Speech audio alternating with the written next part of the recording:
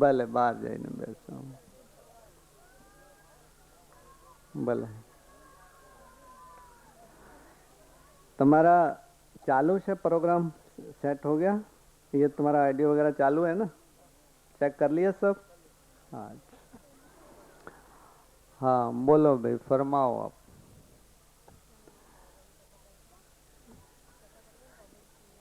किसी अच्छी चीज पे चर्चा विचारण करना है, किसी अच्छी पे.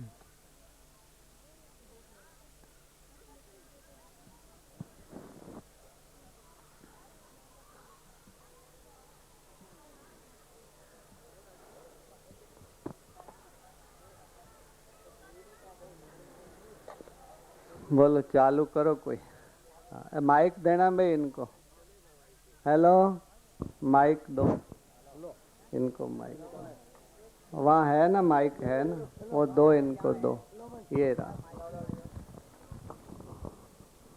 हाँ बोलो, फरमाओ. श्रीमान पधारे हुए सज्जनों, गुरुदेव जी को. थोड़ा ऊंची बोलो, सुनता नहीं है सब.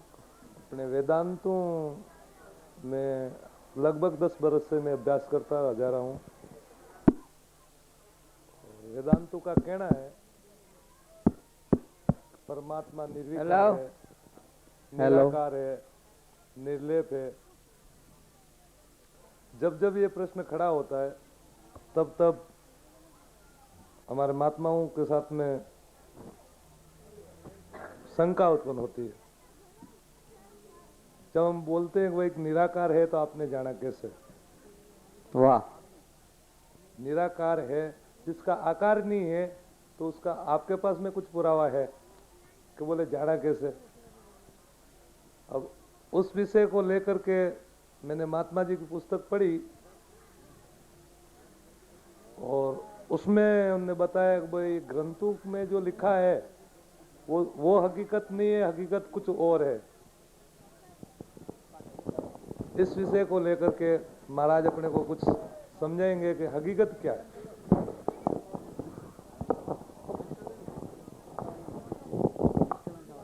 हाँ, तो अपने सब निराकार शब्द को ही लें.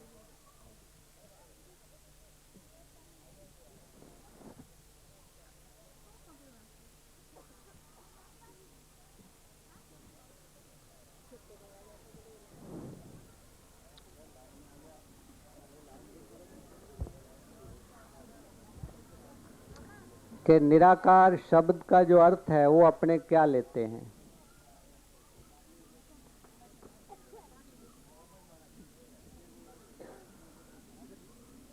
संसार के विद्वानों ने इसका अर्थ क्या लिया हुआ है?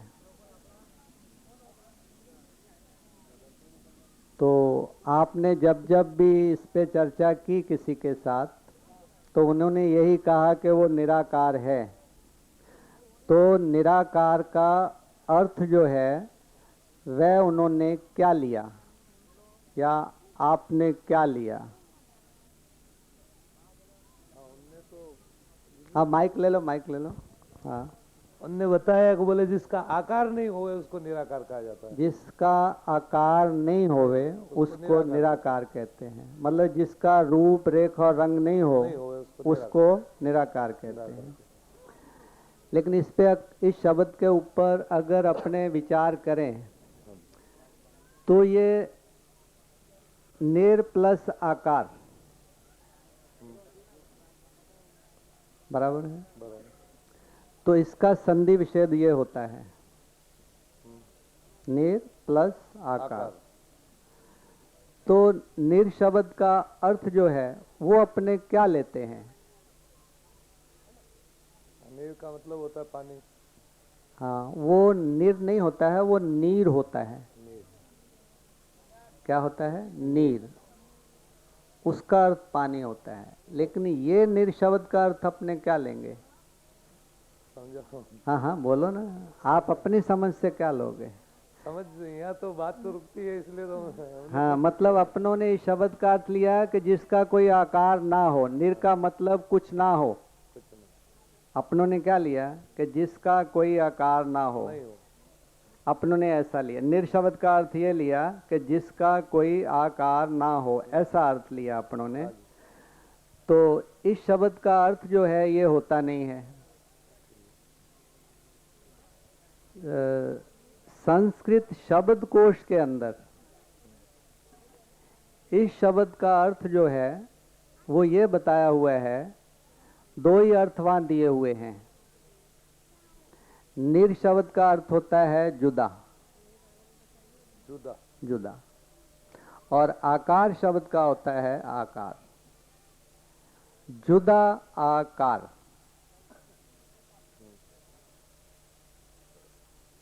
सीधी सादी बात है ये, लेकिन इस शब्द के अर्थ को संसार के किसी भी विद्वान ने इसको समझने की या जानने की कोशिश नहीं की। आप समझ, ये सीधा साधा अर्थ है। आप किसी भी संस्कृत शब्दकोश के अंदर जब देखोगे तो इसके दो अर्थ दिए वहां दिए हुए हैं। निर शब्द का अर्थ होता है जुदा और निर शब्द का अर्थ होता है रहित। दो अर्थ दिए हुए हैं वहां। तो अगर अपने निर शब्द का अर्थ जुदा लेते हैं तो इसका अर्थ बनता है कि जुदा आकार। क्या अर्थ बनता है? जुदा आकार। इसका अर्थ ये हुआ कि उसका कोई ना कोई आकार है। राइट? ये तो सीधा अर्थ है। तो सीधा साधा अर्थ जो है ये हम सबको समझ में नहीं आया है। राइट? अब अगर रहत शब्द का उपयोग भी इसके साथ करते हैं, दोनों अर्थों को लेना पड़ेगा, क्योंकि अगर अपने एक अर्थ को लेते हैं तो फिर दूसरा कहेगा नहीं रहत का अर्थ ये होता है। बराबर? अच्छा, जुदा शब्द का जो उपयोग है वो अपने कब करते हैं?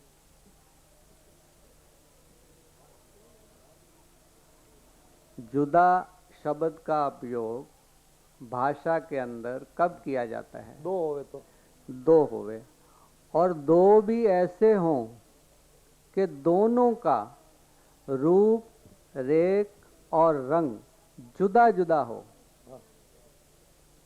तो एक चीज के रूप, रेख और रंग से दूसरे चीज की रूप, रेख और रंग की भिन्नता को दर्शाना हो तो ही अपने जुदा शब्द का उपयोग करते हैं। तो इससे बिल्कुल सीधा साधा तय होता है कि भी उसका कोई आकार तो है लेकिन जुदा है किसी चीज से। तो किस चीज से जुदा है वो अपने तय करेंगे तो अपने को पता चल जाएगा, लेकिन सीधा साधा अर्थ ये निकलता है कि वो कोई जुदा चीज है। राइट? साइड आइए। और दूसरा रहत शब्द का, तो रहत शब्द का उपयोग अपने कब करते हैं? अपनों ने सीधा साधा अर्थ ले लिया है कि आकार रहित, निर इटले रहित, आकार इटले आकार रहित। ये सीधा साधा जो अर्थ है अपने सब ने ले लिया है, लेकिन इसकी जो गहराई है उसको अपनों ने नहीं जाना, नहीं समझा, किसी भी फिलोसफर ने नहीं समझा है। वो सीधा ही कह देते हैं कि वो आकार रहित है। और इस चीज़ को साबित करने के लिए वो लोग जो हैं जुदा जुदा आर्गूमेंट्स देते हैं, दलीलें देते हैं, लेकिन सीधा अर्थ समझने की कोशिश नहीं करते। राइट? तो रहत शब्द का उपयोग कब किया जाता है? अलग हो। हाँ, अलग हो। अलग हो तो फिर दो हो जाएंगे, दो होंगे, फिर दो हो जाएंगे। तो इसका मतलब ये हुआ है कि फिर तय होता है कि उसका रूप, रेख, रंग है, फिर तय हो जाएगा। जैसे अपने एक दाखला लें, सिंपल दाखला, जैसे अपने ये कहते हैं कि जो चाय है वह दूध रहित है। एक दाखला तरीके ले, क्या कहते हैं? चाय जो है दूध रहित है। राइट? अब चाय का अपना रूप, रेख, रंग, राइट, और दूध का अपना है, लेकिन इसका अर्थ ये नहीं है कि कोई चीज है ही नहीं अपने रूप, रेख और रंग के साथ। ऐसा तो तय नहीं होता है। तो ये अपने सबसे भूल हुई है। क्या है?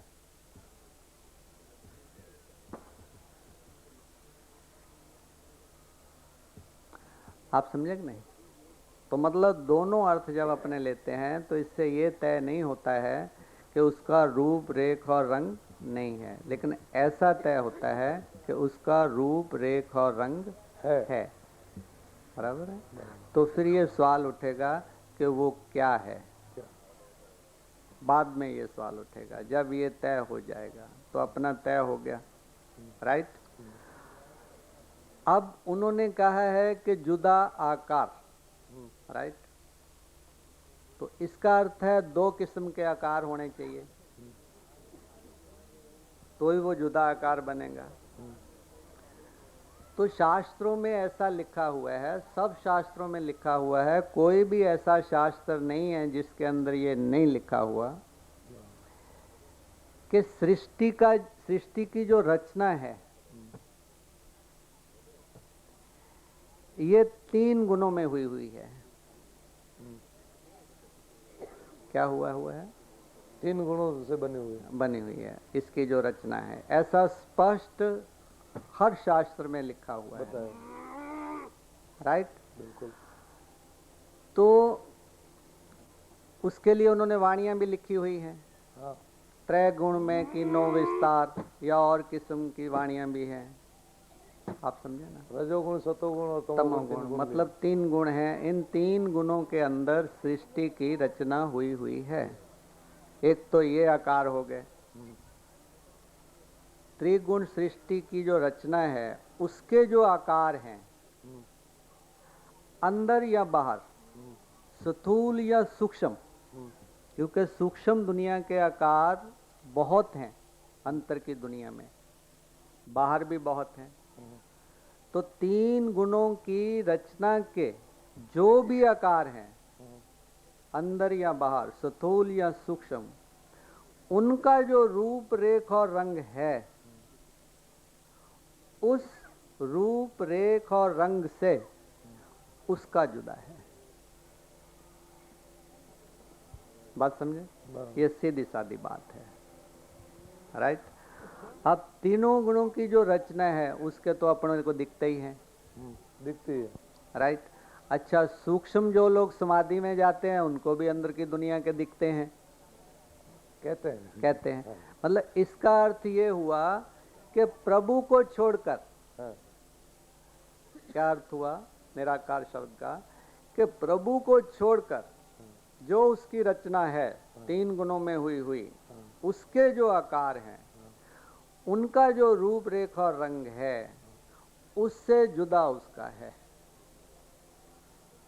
इसका अर्थ ये बनता है। आप समझे कि नहीं? इतनी सी बात है। और वो क्या है, सब शास्त्रों में लिखा हुआ है कि वो क्या है। और सारे के सारे विद्वान जो भी हैं संसार के, जितने भी विचारक, जितने भी दार्शनिक, वो सब कहते भी हैं, कहते हुए भी जानते नहीं हैं, समझते नहीं हैं। चुप है वहाँ, चुप है, चुप हो जाते हैं। चुप नहीं है, कहते हैं खाली, लेकिन फिर भी उसमें समझते नहीं हैं वो क्या कहते हैं। एक सीधी सादी बात लें समझने के लिए। किसी को भी सवाल करो कि प्रभु क्या है, वो सीधा साधा जवाब दे देता है कि वह ज्योति है। पूछो ब्रह्म क्या है, बोले ज्योति है। ज्योति स्वरूप है, स्वरूप है, साथ में स्वरूप लिखते हैं, स्वरूप साथ में लेते हैं। राइट? बिल्कुल। ब्रह्म ज्योति है, प्रभु ज्योति है, गॉड ज्योति है, अल्लाह ज्योति है, ये सब कहेंगे, लेकिन साथ में फिर कहेंगे कि वो निराकार है। क्या कहेंगे? ज्योति स्वरूप निराकार। इनको इतनी समझ नहीं आई कि जब आप एक तरफ ऐसा कहते हो कि वो ज्योति है, ज्योति स्वरूप है, तो फिर वो निराकार कैसे हो सकता है? दोनों साथ में लेते हैं बात को। हो ही नहीं ज्योति सकता, स्वरूप निराकार वो मतलब हो ही नहीं सकता। हो ही नहीं सकता। ज्योति का रूप रेख रंग तो होता है, ठीक, तो उसको आप निराकार कैसे कहोगे? नहीं कह सकता। नहीं कह। फिर भी ये सब पंथों वाले कहते हैं। कहते हैं।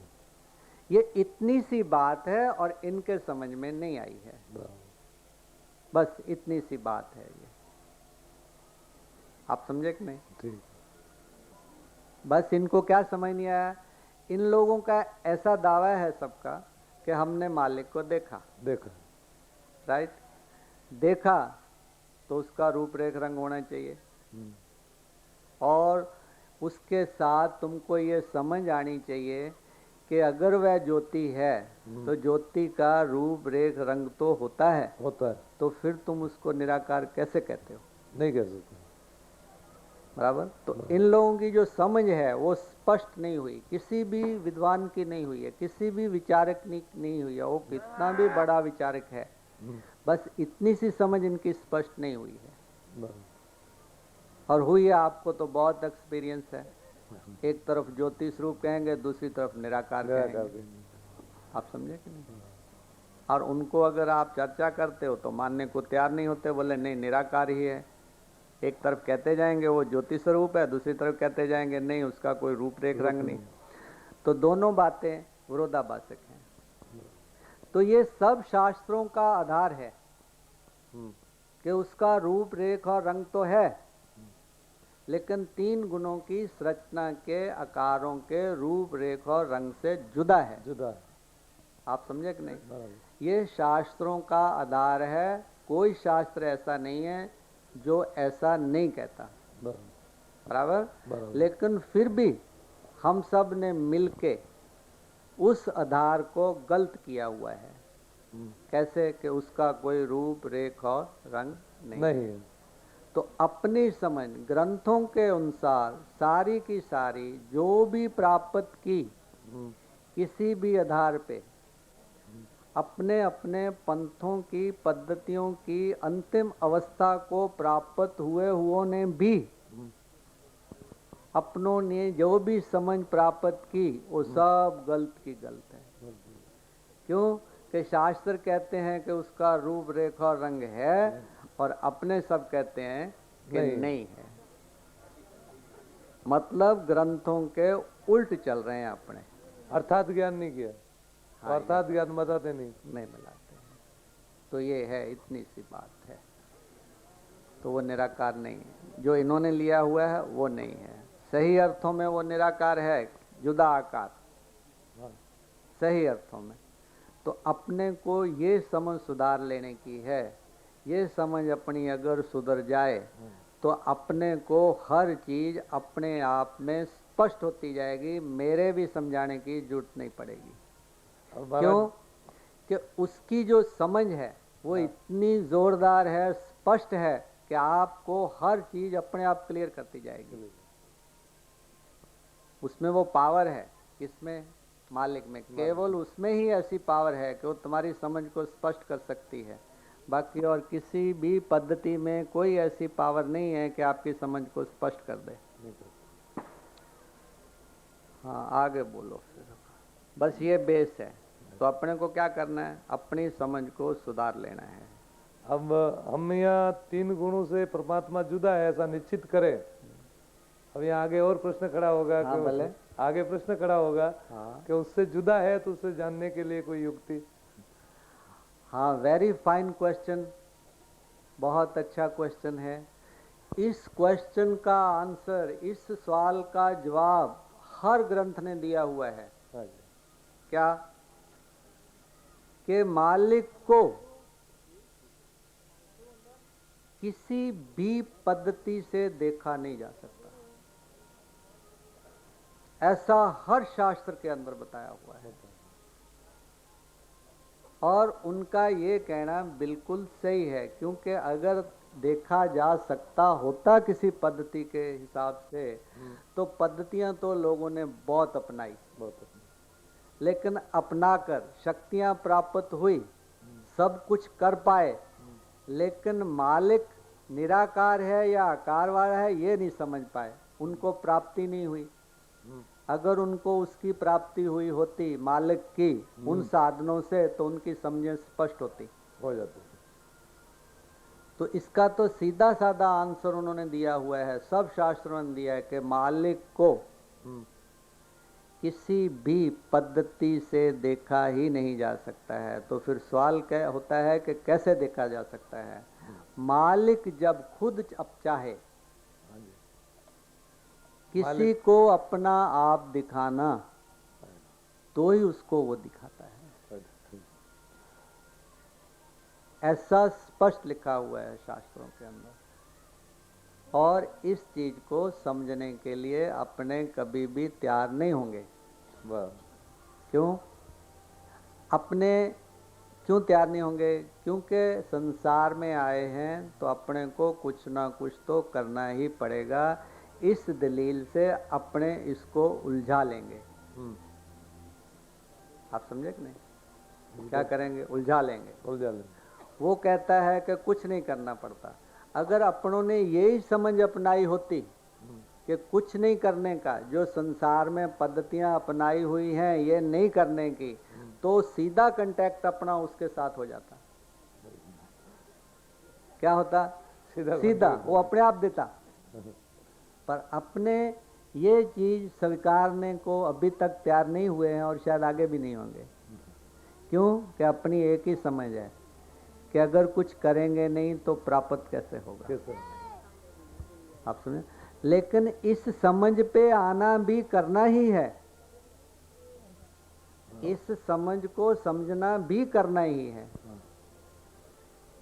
अगर अपने समझ को समझना, वो भी करने में ही आया ना, करता हुआ करना आया ही, तो उसका जवाब तो ये दिया हुआ है। तो जो हम ऐसा समझते हैं कि भी लोगों ने उसको पाया देखा, तो शास्त्र इस चीज से इनकार करते हैं कि नहीं देखा है किसी ने। वेदांत नेति नेति पे आके रुक गया। कहाँ आके रुका? नेति नेति पे आके रुका।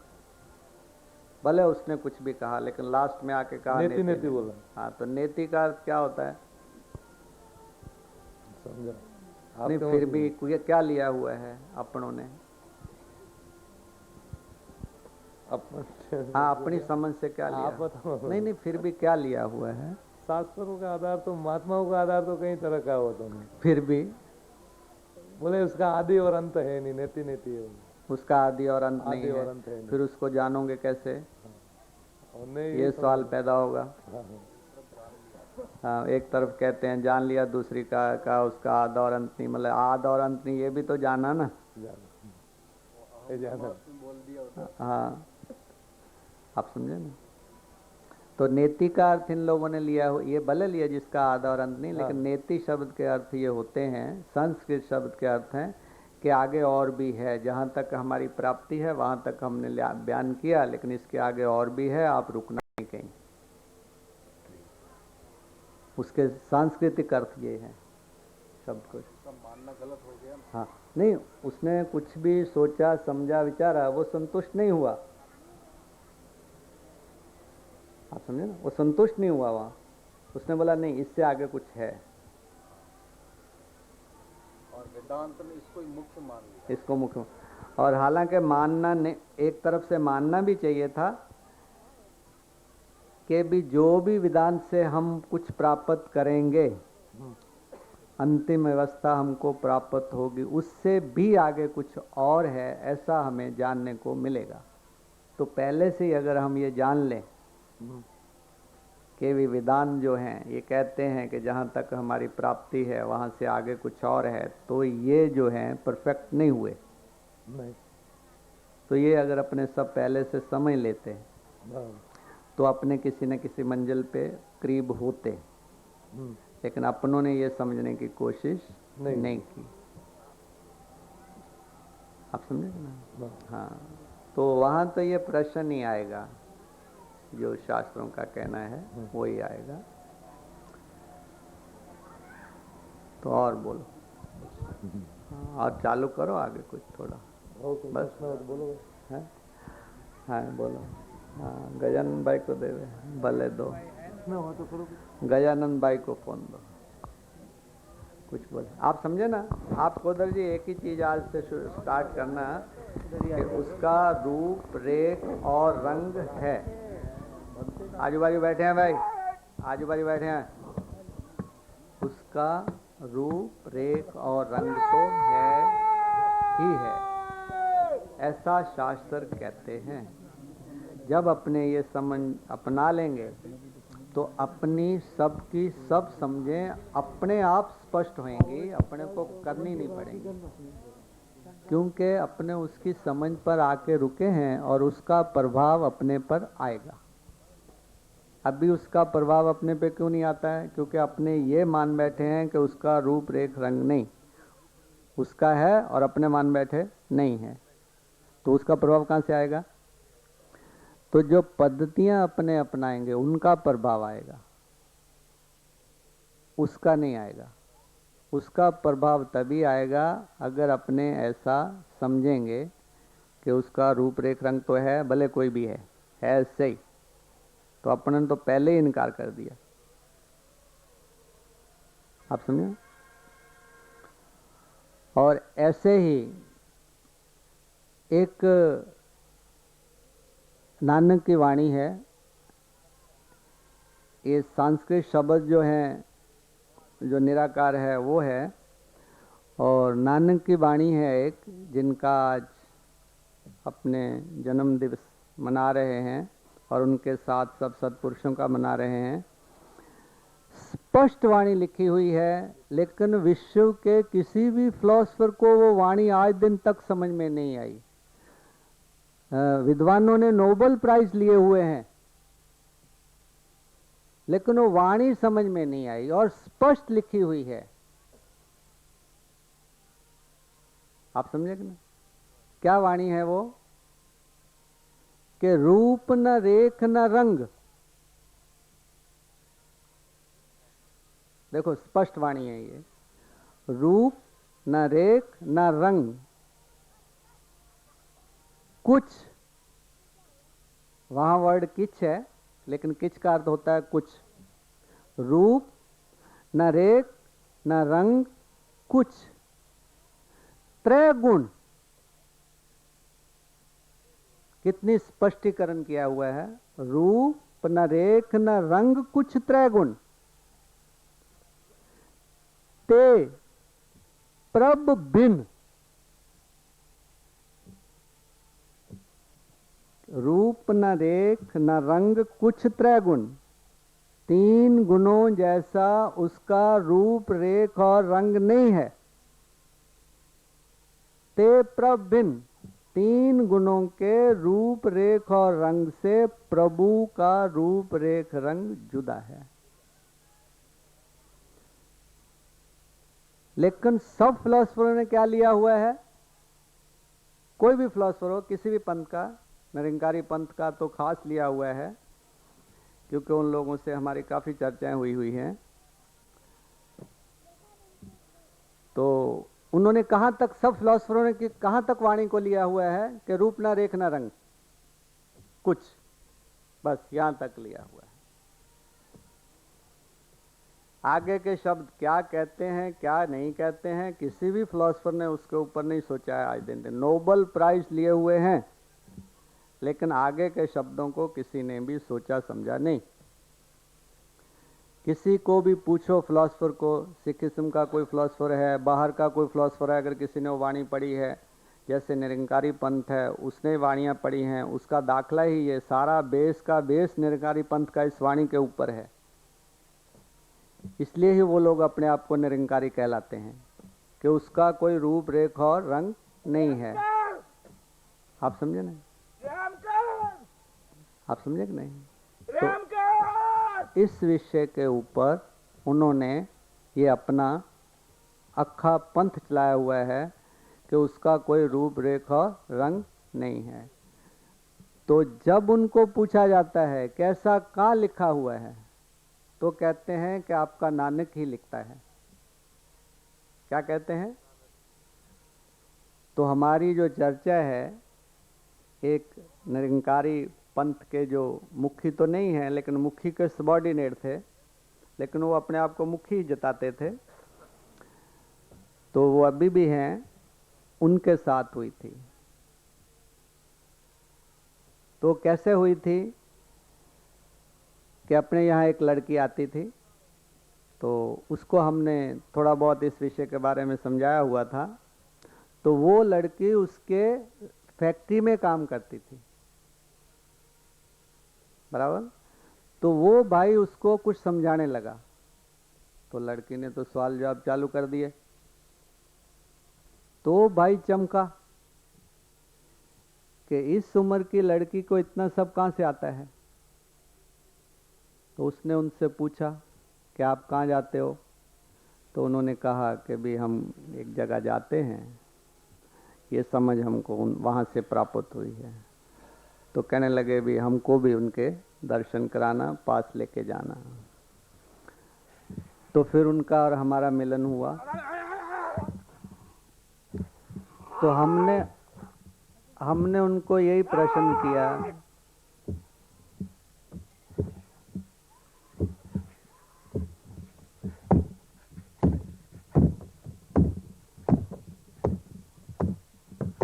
ओए आगे पीछे बैठे हैं भाई, ओए आगे पीछे बैठे हैं सब।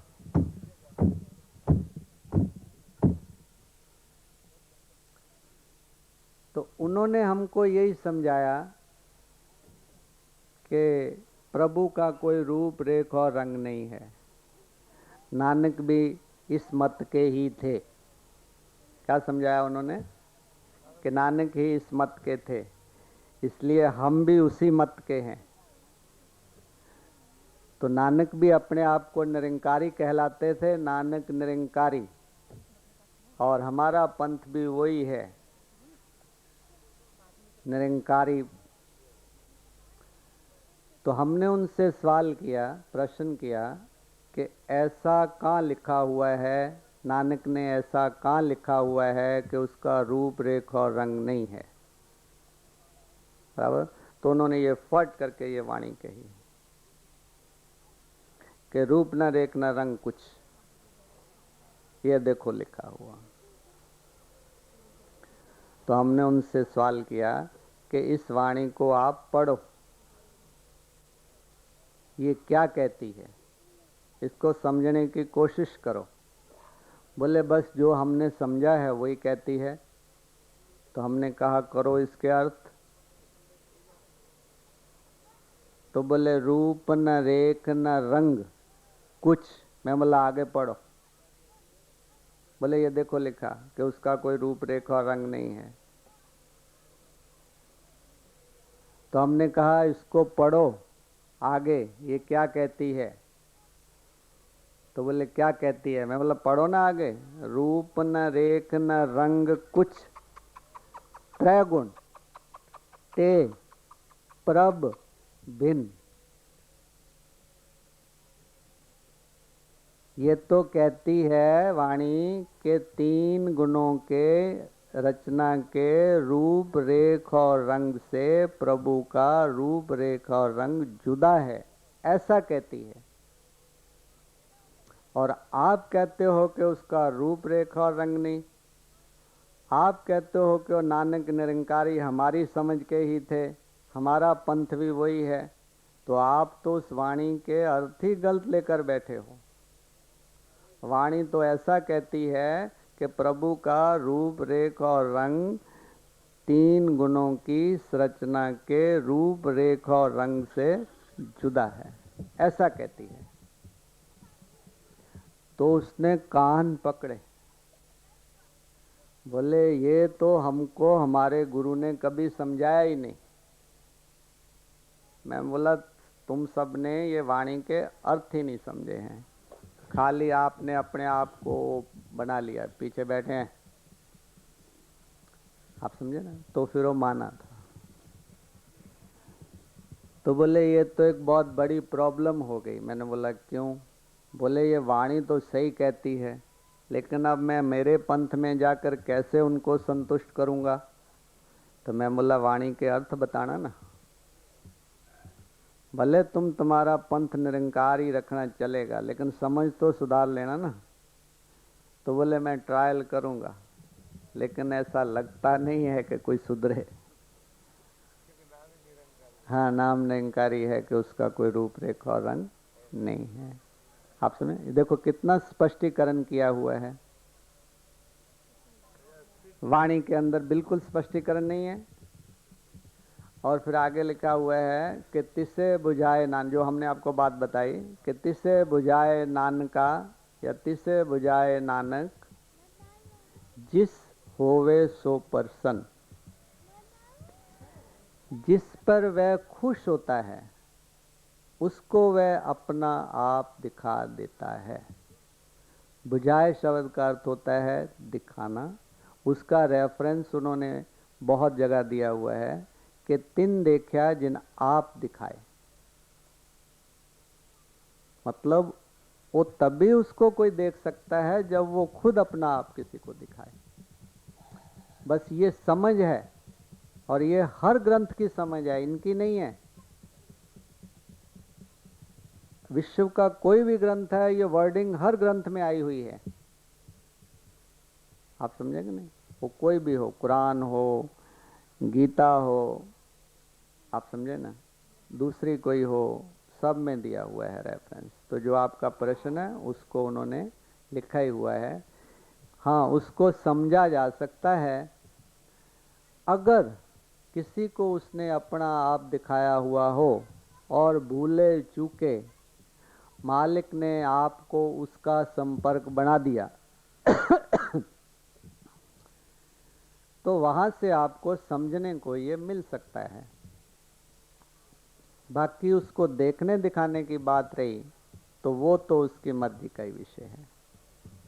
वो दिखावे अपना आप तो ही दिखे, तो समझ भी वहां से प्राप्त हो सकती है केवल अगर मालिक अपनी मर्जी से किसी का संपर्क ऐसे व्यक्ति के साथ बना दे कि जिसको मालिक ने अपना आप अपनी मर्जी से दिखाया हुआ हो, तो अपनी समझ थोड़ी बहुत सही हो सकती है। ऐसा हो सकता है।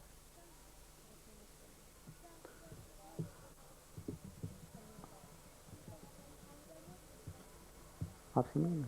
हाँ, तो ये समझ जो है आज उसका बेस है, ये है। फिर आगे जो है उसके अंदर जो भी अपनी शंकाएं खड़ी होंगी तो उन सब का समाधान हो सकता है। लेकिन ये पाया है, ग्रंथों का आधार है कि उसका रूपरेख रंग तो है ही।